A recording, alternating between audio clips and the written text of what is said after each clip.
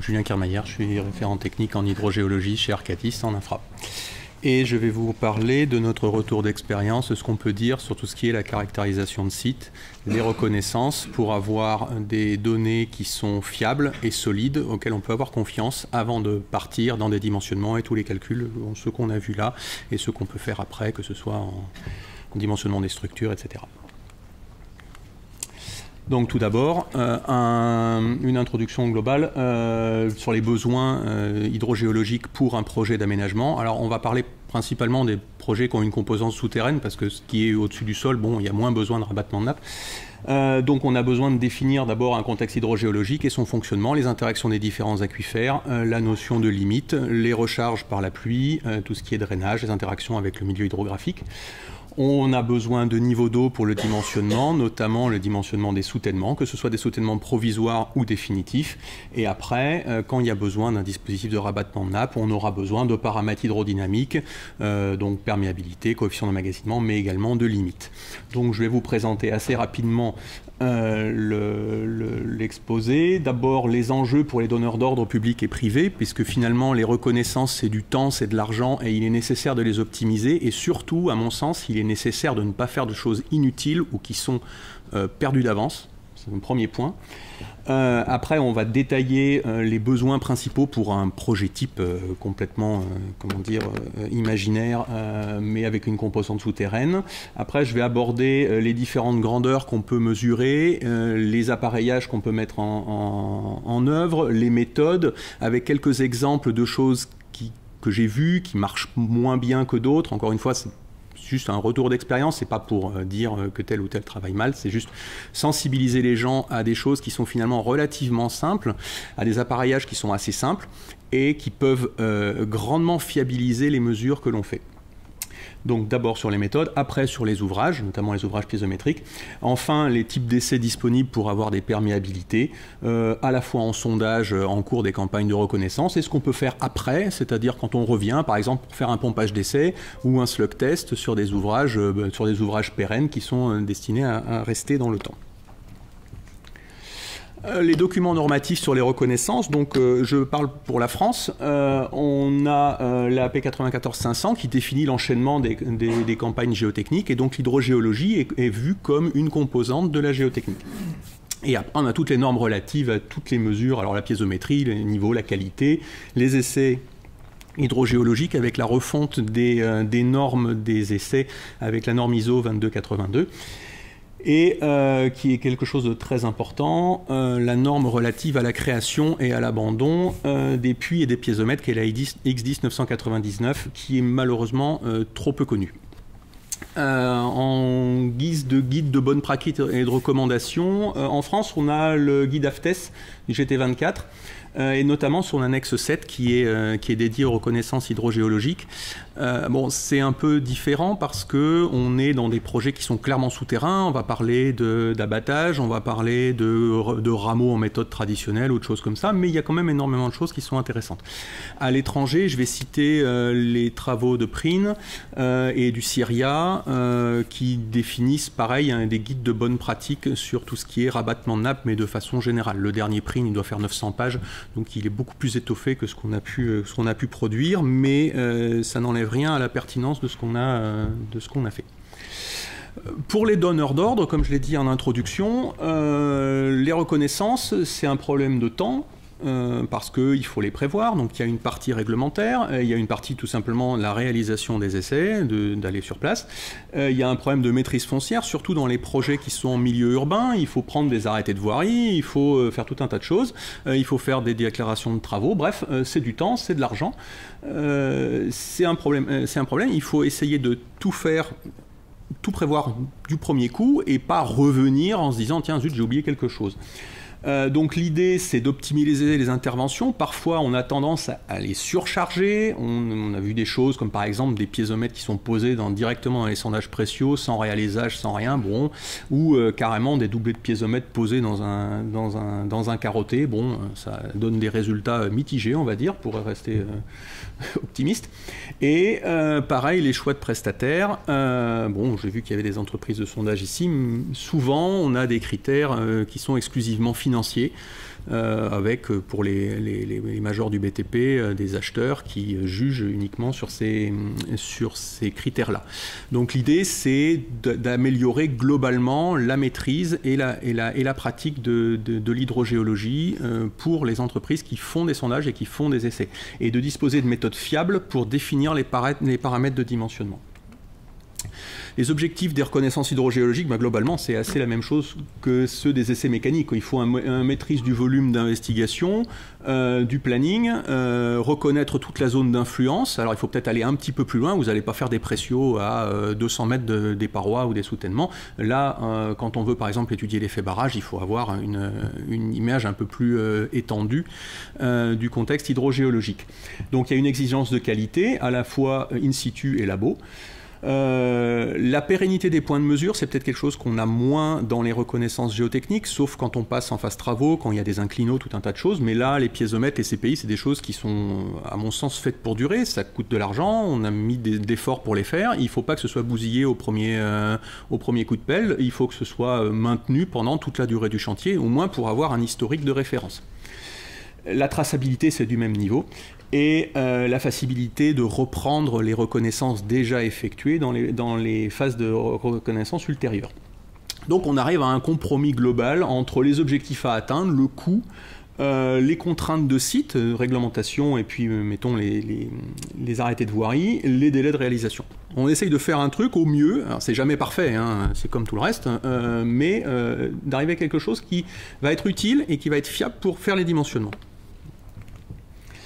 Alors là, j'ai fait un petit schéma d'un projet souterrain. Alors ça peut être un parking, ça peut être un ouvrage annexe, ça peut être n'importe quoi.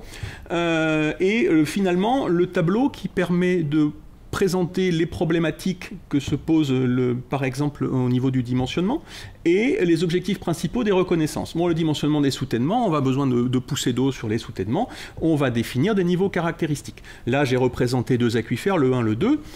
Il faut définir pour chaque aquifère ces niveaux caractéristiques. Alors évidemment, juste ce qu'il y a sur les parois, hein, au moins pour la poussée. Le reste, ça viendra plus tard.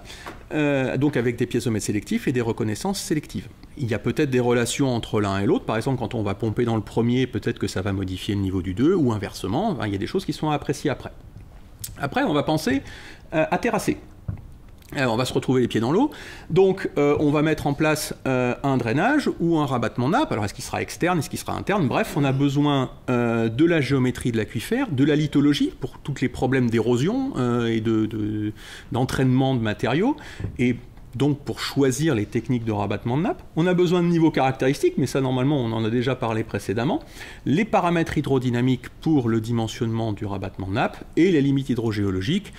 Quand on n'en a pas, on essaye de faire des hypothèses, parce que globalement, on est toujours ramené à ça.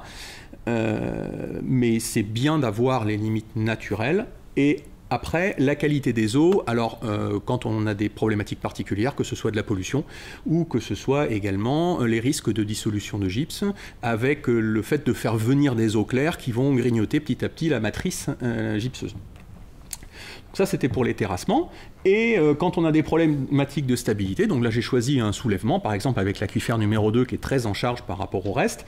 Une fois identifié l'aquifère à l'origine de l'instabilité, on va se dire il faut décharger légèrement le 2 pour éviter d'avoir un soulèvement pendant le terrassement. Et de la même façon, on va caractériser le deuxième aquifère pour avoir, alors on ne va pas parler de rabattement, plutôt parler de décrétage, parce que si on parle de rabattement de tout, on va faire peur à tout le monde, mais disons de diminution des pressions hydrostatiques qui peuvent entraîner une instabilité. Donc ces problématiques, elles sont valables à la fois en travaux et en exploitation. Et qu'on ait un soutènement étanche ou non. Les soutènements étanches amènent un certain nombre de choses. On peut les adapter, par exemple, pour se débarrasser d'une problématique. Mais globalement, la problématique initiale, le choix, c'est une optimisation financière, technique, les problématiques se posent dès la conception du projet. Que peut-on mesurer? Alors, on va mesurer, premièrement, des potentiels. C'est le plus facile. C'est vous prenez une règle, vous mesurez sur le... Voilà, et vous avez une mesure sur votre papier, et vous avez plus ou moins une marge d'erreur. Là, on va mesurer des niveaux piézométriques ou limnimétriques, donc on mesure des profondeurs, des hauteurs, machin. On va mesurer également des potentiels électriques, donc ça c'est quand on pose des CPI. On se branche directement avec quelque chose qui ressemble à un voltmètre, et puis on mesure, et puis après il y a une table de conversion avec ce que voit le capteur. Et également en termes de potentiel, les paramètres physico-chimiques, quand il y a une problématique, encore une fois, de gypse, de pollution, etc. Donc la conductivité, le pH, la teneur en eau, teneur en oxygène, ainsi de suite. On peut mesurer également des flux, plus difficiles. On a des débitmètres, donc des débitmètres à impulsion, des courantomètres, tout un tas de trucs. On a des choses qui sont beaucoup plus robustes, enfin beaucoup plus simples, hein, pas forcément plus robustes, pardon, qui sont des hélices. Donc on a des moulinets, les compteurs volumétriques qui fonctionnent comme ça, c'est une petite turbine. Et puis après, il y a d'autres mesures qui permettent de se ramener finalement à une mesure de potentiel. C'est quand on a une courbe de tarage avec un seuil ou avec un canal. Donc finalement, on a une courbe de tarage où on donne le débit correspondant à une hauteur, à un tirant d'eau. Voilà. Et également, de façon anecdotique, des courants électriques, parce que j'ai vu qu'il y avait certains types de CPI qui mesuraient des ampérages et non des voltmètres. Et dernier point, le temps, puisque potentiel, différence de potentiel sur le temps, on obtient un flux qui est important. Alors là, soit c'est des mesures automatiques, soit vous avez un chrono, soit vous avez taux de téléphone, enfin peu importe. Bon, ça, il y a déjà moins d'incertitude là-dessus. Finalement, vous avez une marge d'erreur de l'ordre de la seconde. Voilà, les potentiels, vous avez une marge d'erreur de quelques centimètres, peut-être 1 centimètre. Le flux, c'est plus, voilà, c'est plus difficile. Les incertitudes, donc, c'est la précision du matériel, l'adéquation du matériel avec le phénomène que vous mesurez, son étalonnage, notamment les CPI, et l'entretien des appareils, parce que, par exemple, les compteurs, quand vous les mettez dans des eaux chargées, bon, au bout d'un certain temps, ils ne tournent même plus. Et vous avez le facteur humain, qui malheureusement est aléatoire. Donc, quand on va s'attarder tout d'abord aux mesures de potentiel, et puis après, on passera aux mesures de débit qui permettent d'avoir les mesures de perméabilité. Bon, quand vous avez des points de mesure, de piézométrie, donc soit vous faites quelque chose depuis zéro, soit vous reprenez quelque chose un peu en marche, vous avez le premier problème, c'est les points de référence. Et ici, vous avez un piézomètre, là, ça vient du Canassan Nord. Quand vous reprenez le début les rapports, bon, quelle est la référence du nivellement? C'est le niveau du TN. Est-ce qu'il a été remanié? Est-ce que c'est le niveau de la margelle? On ne sait pas. Et est-ce que c'est le niveau de la tête? On ne sait pas non plus. Donc, premier point, arriver à savoir de quoi on parle et d'où on mesure. Après, la précision des mesures. La mesure manuelle à la sonde lumineuse, c'est plus ou moins 1 centimètre. C'est pas la peine d'essayer de me mettre 3 chiffres après la virgule, ça veut rien dire. Et puis la lecture sur les échelles graduées, des fois il y a des échelles qui sont splittées sur les cerces en béton, c'est pareil, c'est de l'ordre du centimètre. Voilà. Ça c'est pour les mesures manuelles. Les mesures automatiques, donc maintenant on a une énorme gamme de pression, de capteurs, de types de capteurs de pression. Donc on a des CPI, des capteurs enregistreurs de pression. Il y a des capteurs qui marchent directement sortis d'usine, d'autres qu'il faut étalonner. Donc l'étalonnage avant la pose, c'est les CPI, donc on les met dans un seau et puis on regarde ce qu'ils donnent et ça permet, une fois ces paramètres-là, on les réinjecte dans le polynôme et ça permet après d'avoir les mesures postérieures. On a la gamme de fonctionnement, ce dont Baptiste a parlé, c'est les piézomètres qui sont trop courts, qui font un filtre un peu passe-haut des mesures. Bon, ça, on l'a souvent, c'est-à-dire qu'on n'a que le haut de la chronique et pas le bas. On peut avoir également l'inverse, c'est-à-dire un truc qui écrète les pics, parce que tout simplement, le capteur est posé trop bas et il sature. Voilà. Donc la gamme de fonctionnement du capteur doit être choisie en fonction du phénomène qu'on cherche à mesurer. Par exemple, quand on a un capteur qui est de 5 mètres de gamme pour quelque chose qui varie de 4 mètres, bon, il y a quand même des chances que finalement ça ne marche pas.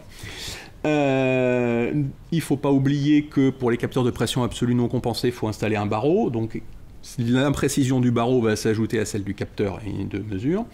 La précision, généralement, c'est un pourcentage de la gamme de mesure dans l'usine. Quand vous prenez les docs des divers, c'est quelque chose comme ça, c'est 0,5% de la gamme absolue. Bon, on arrive quand même à quelque chose qui est de l'ordre du centimètre, c'est quand même bien.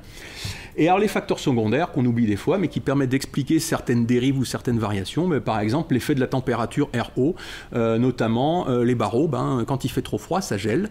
Et on a découvert ça, et donc ça fait des chutes dans les chroniques quand on a plusieurs jours qui sont en dessous de 0 ou en dessous de -1, -2, et ça perturbe, cette erreur sur le barreau se propage aux mesures. Bon, mais ça c'est des trucs qui sont assez anecdotiques. Par contre, le fait de l'extension des suspenseurs quand on dépasse 30-40 mètres, c'est quelque chose qui est réel, on observe des dérives sur les trucs. Donc on a les problématiques identiques avec les mesures de qualité quand on fait du pH ou des choses comme ça. Donc, sur les ouvrages, j'ai dit qu'il fallait des piézomètres sélectifs. Donc là, je vais vous présenter quelque chose de schématique dans une formation stratifiée. C'est quelque chose qu'on a observé. Et c'est les différentes phases qu'on a eues dans les reconnaissances. Donc tout d'abord, on avait on a une seule formation qui est moyennement aquifère, mais c'est marne du gypse. Bon, on ne sait pas trop ce qui se passe, c'est pas exploité en plate, donc c'est qu'il y a de l'eau, enfin bref. Il y a deux horizons séparés, on s'est aperçu in fine que c'était séparé par un horizon de marne raide entre les deux. Cette compartimentation n'avait pas été détectée, donc au début on avait cette valeur-là, la valeur du A, donc on refaisait, imaginez un profil hydrostatique jusqu'à la base de la formation, comme ça.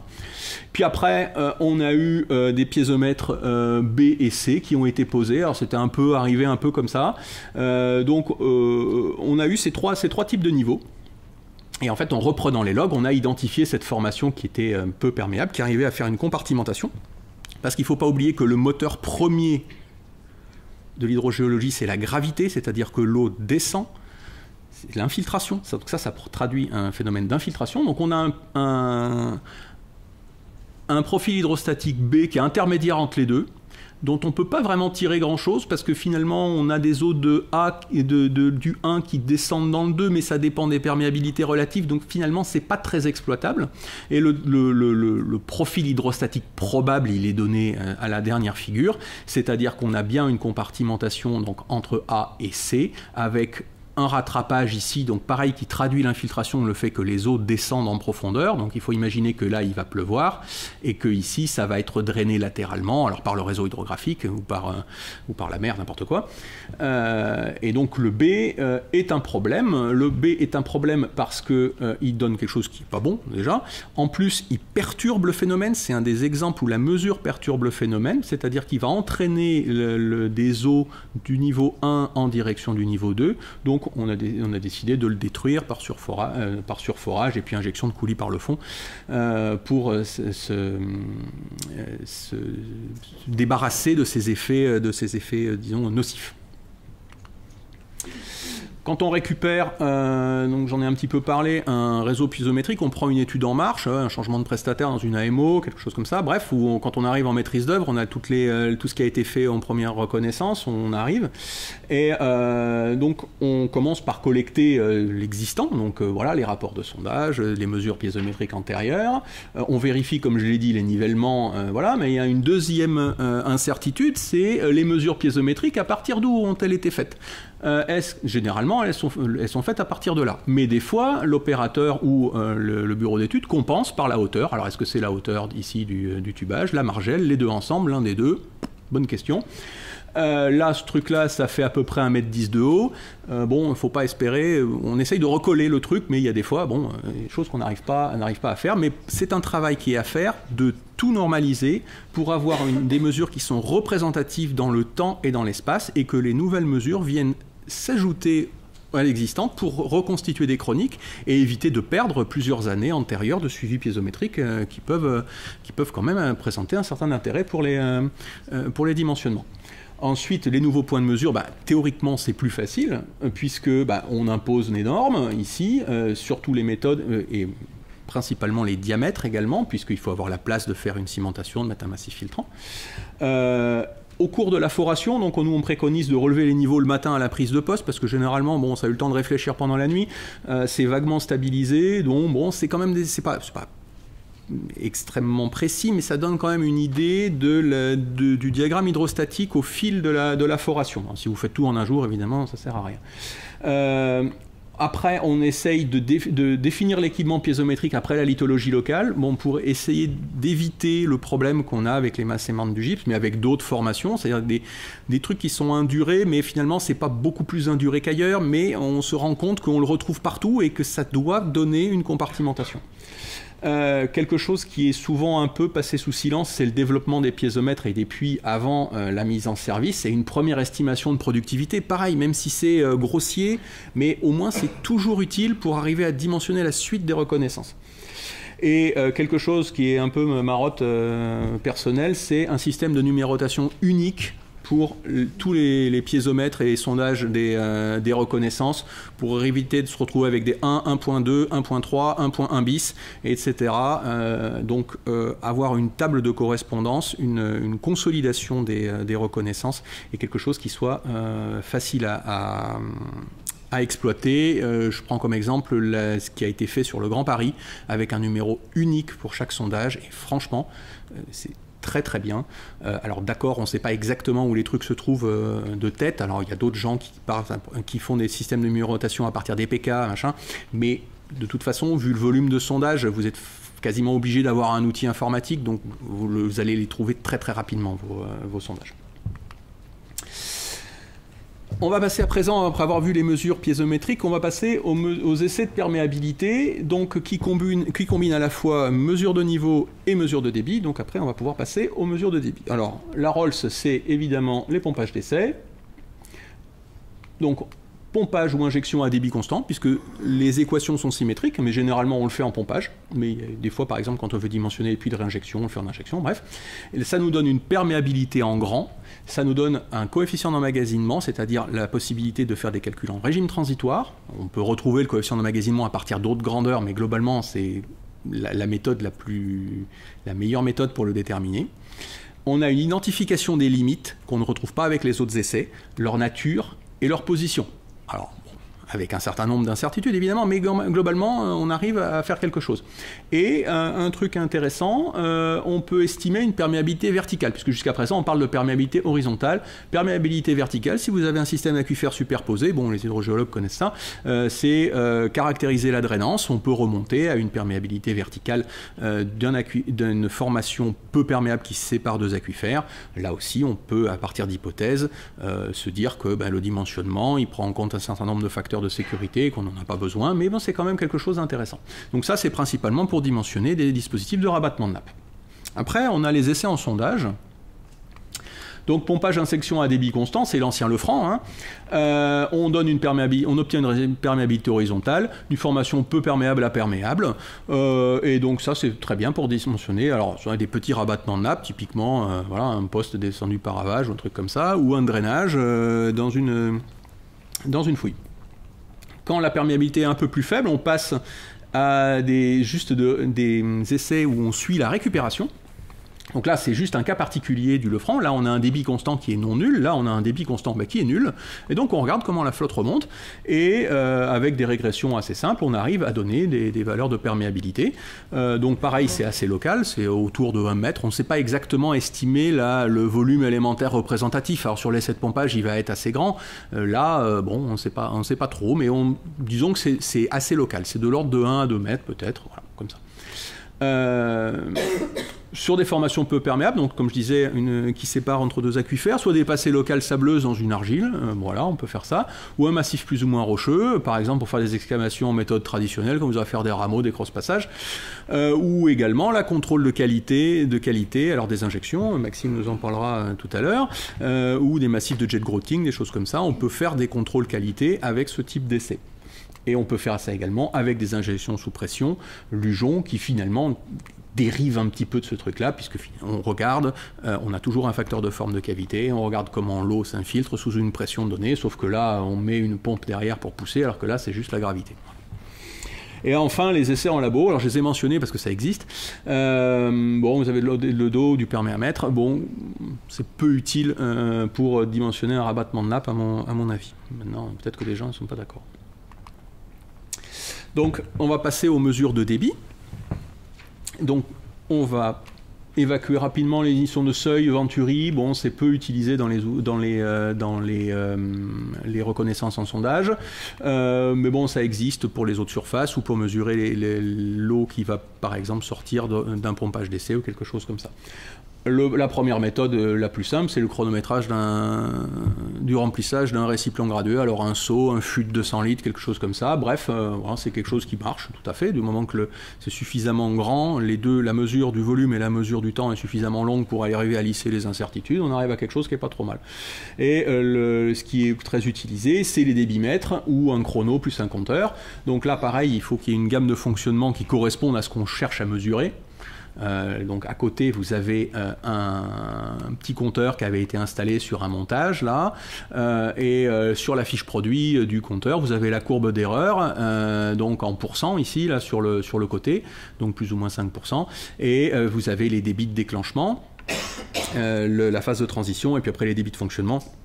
Ça, c'est un truc qui se branche sur les réseaux d'eau potable, donc on a des débits qui sont assez forts, mais globalement, en dessous de 50 litres minute, bon, c'est pas trop ce que ça fait, et à 80 c'est bien, voilà. Et le deuxième, c'est en dessous de 80, on sait pas trop, et puis voilà, donc il y a plein de fois où on a des compteurs qui tournent pas, et donc on a énormément de mal à avoir une mesure fiable du débit.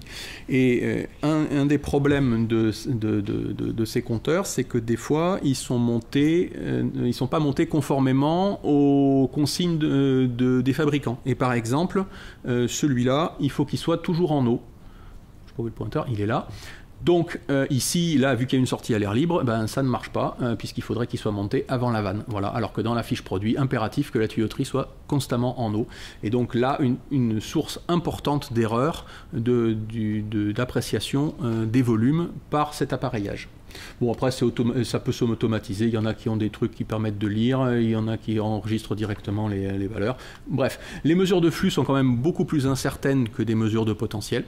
Ils sont plus difficiles à réaliser, parce qu'on mesure sur quelque chose qui bouge, alors que l'autre, globalement, c'est statique. Donc l'idée que moi je préconise, c'est de faire varier le débit le moins possible, c'est de le réguler à un niveau, quitte à mesurer cette valeur plus tard, et de le maintenir constant, et par contre de mesurer les variations de potentiel et niveau, et là d'être pareil, précis là-dessus, pour arriver aux mesures de perméabilité. Je vais vous montrer deux exemples qui sont issus de campagnes de reconnaissance de projets parisiens dans les 10 dernières années. Donc le premier, c'était un essai d'injection à niveau constant, donc quelque chose qui était dans les anciennes normes et malheureusement qui a été repris dans les normes actuelles également.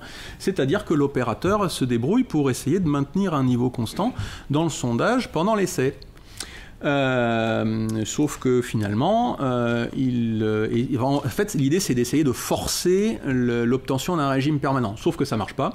On a un débit d'injection qui est en orange là, qui est au début qui est assez fort, puis ça diminue parce que le gars doit se dire tiens zut ça remonte trop vite, et ainsi de suite et ainsi de suite. Et puis finalement, on a un débit qui tombe à zéro et puis un tubage qui déborde. Bon, malheureusement, enfin, c'est l'exemple de choses que moi je voudrais plus trop voir parce que c'est une perte de temps et c'est une perte d'argent à la fois pour le maître d'ouvrage, pour les bureaux d'études et même pour l'entreprise de sondage.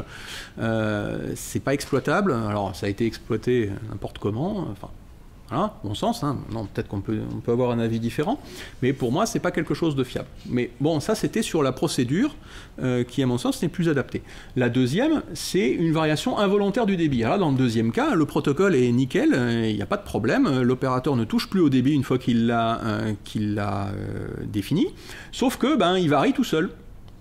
Parce qu'il est branché sur un poteau incendie. Alors le début, évidemment, c'est un artefact parce que le truc se met en marche, donc bon, il y a le remplissage des canalisations et ainsi de suite. Mais après, finalement, on a une variation entre 2 et 12. Bon, là, on peut dire, ah oui, là, c'est presque constant, il n'y a que 20% de marge, mais bon, quand même, là, sur le début, ça marche pas trop. Donc c'est pareil, on a un débit entre 2 et 10 litres par minute, tout simplement parce que la pression sur le poteau incendie n'est pas constante. Donc, difficulté, voire impossibilité d'interprétation, et quand même une certaine incertitude sur les résultats. Donc moi, ce qu'on me préconise, c'est choisir un protocole de mesure qui est adapté à réduire les incertitudes. Donc, sur les deux exemples précédents, on proscrit les essais à débit constant. À niveau constant, pardon. On impose un protocole à débit constant fixé au départ. Voilà. Après, ce que disait Catherine, c'est qu'on essaye de préférer un essai qui va être en sous-tirage plutôt qu'en injection, pour des problèmes de colmatage et de fonctionnement global de l'aquifère. Le problème sur les boîtes de sondage, c'est que il faut du matériel supplémentaire, ça prend du temps, voilà, c'est un peu plus compliqué que simplement remplir le truc avec la pompe de la machine. Voilà. Utiliser un dispositif de régulation des débits, quitte à mesurer la valeur ultérieurement, et choisir des méthodes qui permettent de réduire les erreurs systématiques. Par exemple, quand vous mesurez quelque chose, vous avez 1% d'erreur. Vous avez 1 cm d'erreur quand vous mesurez la sonde. Bon. Mais si vous mesurez 10 mètres, 1 cm sur 10 mètres, c'est pas grand-chose. Par contre, 1 cm sur 2 cm, c'est beaucoup. Et pareil sur les volumes ou sur les temps. Il est important après, mais ça c'est plus au niveau des bureaux d'études, d'apprécier la sensibilité des résultats aux erreurs de mesure. Qu'est-ce qui se passe si, par exemple, on a une erreur de 2 mètres sur le niveau de nappe? La nappe est à 22 mètres de profondeur. Si on a 20, si on a 24, est-ce que ça change beaucoup? Est-ce que ça change 2 chiffres après la virgule, au sens c'est parti? Ou est-ce que ça a vraiment quelque chose d'important? Et généralement, si vous êtes à 2 cm près, c'est qu'il y a un problème. Au moins pour ça. Et après, prendre en compte le facteur humain. Donc là, c'est plutôt dans une démarche de développement. Donc, s'engager dans la formation des gens, préparer les essais, faire des plots d'essais, un peu des marches à blanc pour expliquer, recueillir les questions, voilà, ce qui est pas trop mal, à la fois donc pour les entreprises de sondage, mais également nous au bureau d'études, faire sortir les gens, ça leur fait prendre l'air, alors les emmener sur un atelier de sondage, voir comment ça marche, qu'ils posent des questions et qu'après ils aient plus de facilité à interpréter les résultats. Pour la régulation des débits, un truc moi qui me plaît bien, c'est les dispositifs à débordement qui sont décrits dans le livre de Maurice Cassan. Bon, chaque boîte a à peu près le sien, ça a été pris dans le Grand Paris. Donc c'est quelque chose qui fonctionne sur le principe des formules d'ajoutage, c'est-à-dire qu'on maintient une charge constante par un débordement entre le sommet ici de la gamelle qu'on voit là et puis sa sortie. Cette charge est constante. Ici, on a une sortie qui est régulée, donc on a un niveau constant. On a un débit constant, et qu'on peut utiliser à la fois donc en injection, c'est-à-dire qu'on dirige la sortie à débit constant vers le sondage, soit en soutirage, c'est-à-dire qu'on a une pompe au fond, et après, ça s'évacue à l'air libre. Donc, on dissocie l'obtention d'un débit constant et de sa mesure, c'est pas très grave, on continue à faire marcher le truc et puis on mesure le débit postérieurement, c'est pas très grave. Par contre, son fonctionnement doit être bien correct, c'est-à-dire qu'on doit toujours déborder, c'est-à-dire qu'il faut que la charge soit toujours constante entre la sortie et le haut du réservoir interne. Évidemment, le dispositif son réglage doit être inchangé au cours des essais. Et l'injection doit être libre, c'est-à-dire qu'il ne faut pas faire descendre un flexible sous le niveau d'eau, parce que là on a des pertes de charge, machin, et donc là aussi on fausse la valeur d'injection. Et pour des débits un peu plus importants, puisque le dispositif de régulation c'est de l'ordre de 0,1, 0,2, 0,3 m3, quand on dépasse, aujourd'hui on a des méthodes modernes qui permettent d'avoir des automates de régulation où on fixe un débit d'objectif sur un débitmètre, et après on a un coffret de commande qui permet de faire varier l'alimentation de la pompe et finalement de recaler sur la valeur d'objectif. Voilà. Ça marche également avec un niveau de consigne pour les rabattements de nappe.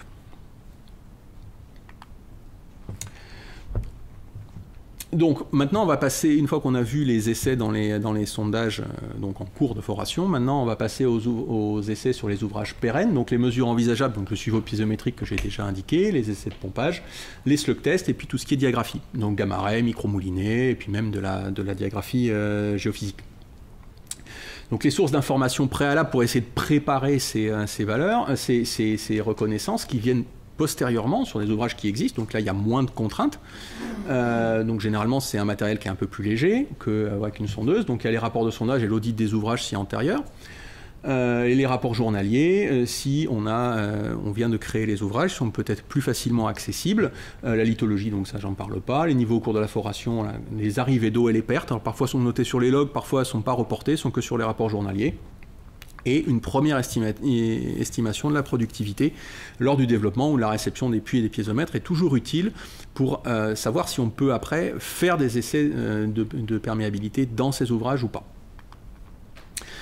Je vais parler maintenant d'un type de diagraphie, c'est le micromoulinet. Alors pour une première slide pour le présenter, pour ceux qui ne sont pas familiers avec l'appareil, en gros c'est la même chose ce qu'on appelle un saumon en rivière avec une hélice, sauf que cette fois l'hélice est verticale.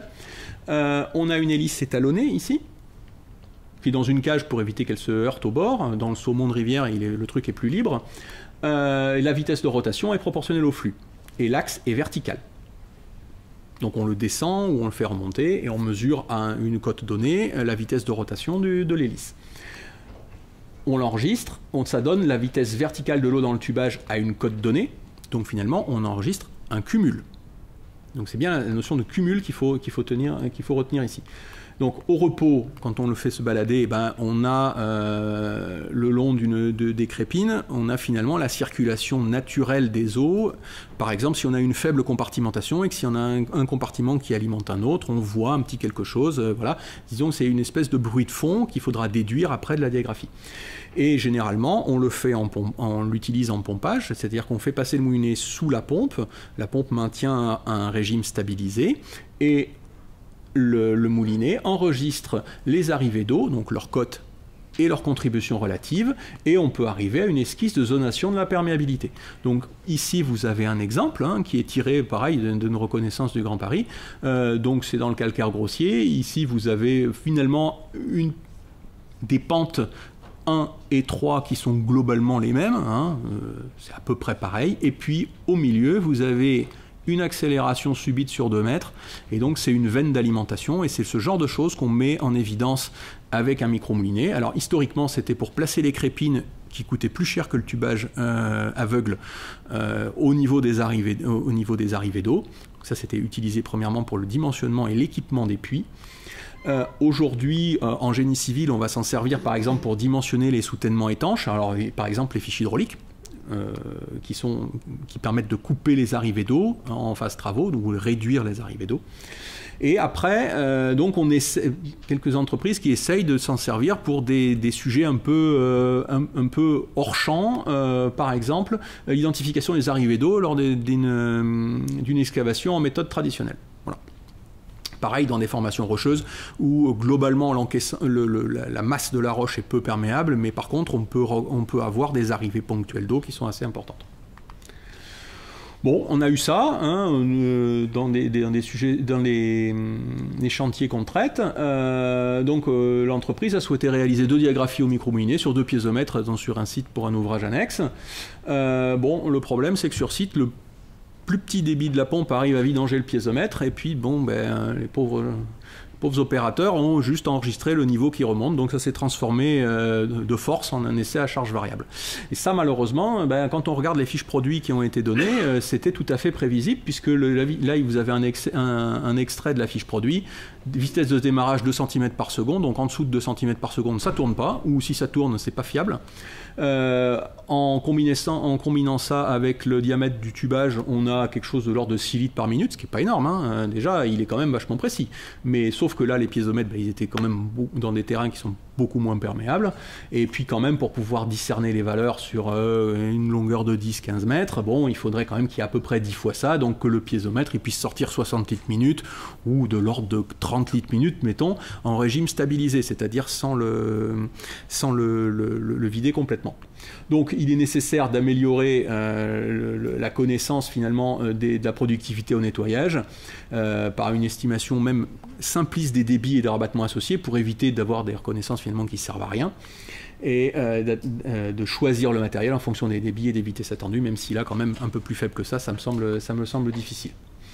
Quelque chose de plus intéressant, c'est ce qu'on a fait à Toulouse sur la caractérisation des passées sableuses de la molasse. On a fait réaliser des petits pompages d'essai sur des piézomètres profonds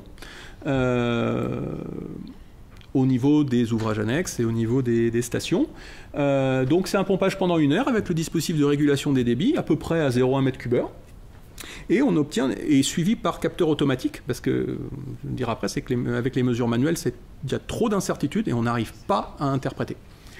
Donc, ici, on a une courbe de descente qui ressemble furieusement à celle qu'on obtient sur un pompage d'essai classique. C'est une méthode de Cooper-Jacob, c'est-à-dire qu'on fait une régression sur la partie linéaire, donc là où le pompage voit un aquifère comme étant infini. Là, la deuxième phase avec une stabilisation, on en parlera plus tard. Et puis là, quelque chose de marrant, c'est qu'en comparant avec la solution, en le calant avec une solution analytique de type Lefranc, on trouve quelque chose qui n'est pas très loin. Là, on a 2,3 10-6, là, on a 1,8 10-6, donc finalement, c'est pas délirant. Les deux approches analytiques sont quand même assez comparables. La remontée est beaucoup plus intéressante.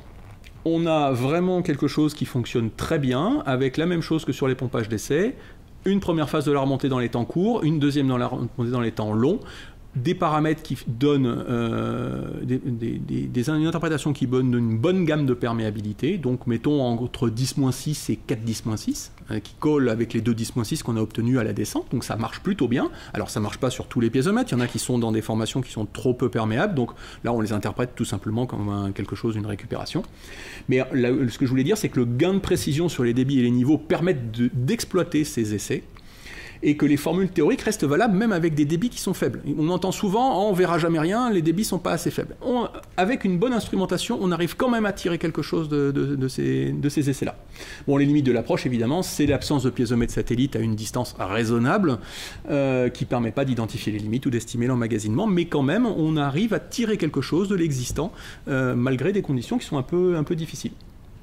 Voilà, en conclusion, je pense que les essais hydrogéologiques peuvent beaucoup apporter en génie civil, pas que pour le dimensionnement des rabattements de nappes, mais le dimensionnement des soutènements eux-mêmes.